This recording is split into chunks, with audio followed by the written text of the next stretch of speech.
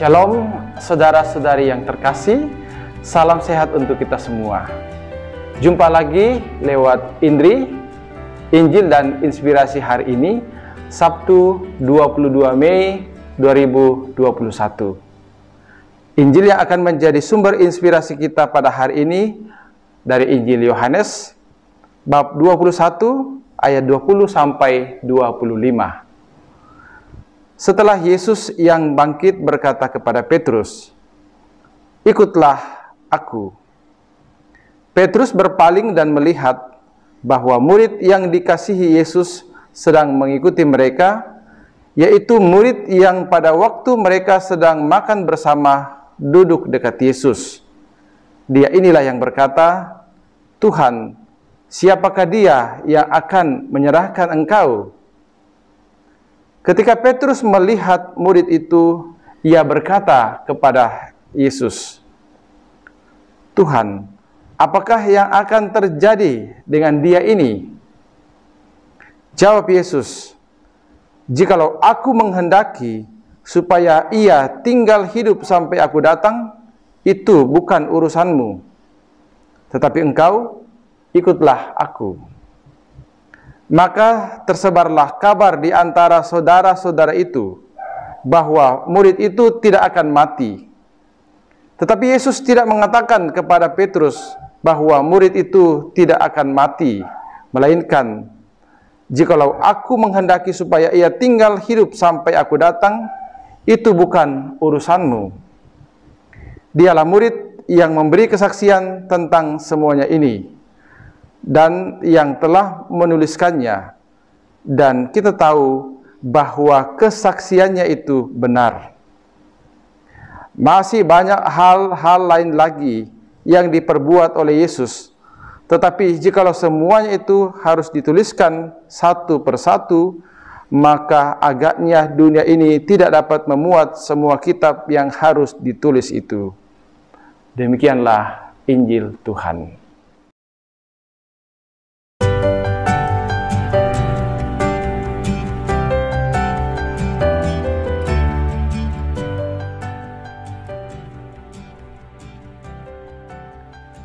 Saudara-saudari terkasih, sedikit membingungkan apa maksud Petrus bertanya kepada Yesus tentang nasib Yohanes dalam Injil yang baru saja kita dengarkan. Apakah karena memang karakternya yang rasa ingin tahunya Petrus sangat besar, ataukah Petrus ini termasuk orang yang suka gila urusan? Dari pertanyaan itu, Yesus tidak memberikan jawaban yang pasti. Bahkan dengan jawaban yang sedikit kesal. "Jikalau aku menghendaki supaya ia tinggal hidup sampai aku datang, itu bukan urusanmu." Bagi Yesus, setiap murid punya jalan hidup masing-masing. Tapi punya panggilan yang sama, yaitu untuk mengikuti Yesus, mengalami dan merasakan kehidupan real Yesus, terlibat di dalam karya-karya dan pengajaran Yesus, termasuk Petrus. Yesus mengatakan, "Petrus, tetapi engkau, ikutlah aku." Yang terpenting dari semua itu adalah semua muridnya harus memberi kesaksian dari kebersamaan dengan Yesus, seperti Petrus dan Yohanes. Petrus diberi karunia dan tugas untuk menggembalakan domba-domba Kristus, dan pada akhirnya mati untuk Kristus sebagai martir. Sedangkan Yohanes mendapat kesempatan untuk menyaksikan kisah Kristus dan hidup sampai usia lanjut, lalu berakhir dengan damai. Yohanes melalui tulisan-tulisannya tetap hidup dalam gerejanya hingga selamanya.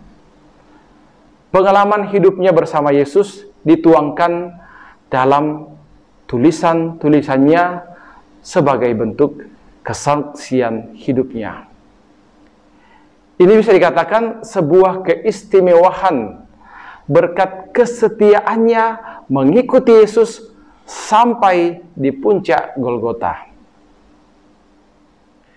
Saudara-saudari terkasih, sama seperti Petrus dan Yohanes, kita semua melalui baptisan dipanggil dan diberi tugas oleh Yesus untuk menjadi saksi-saksi kebenaran.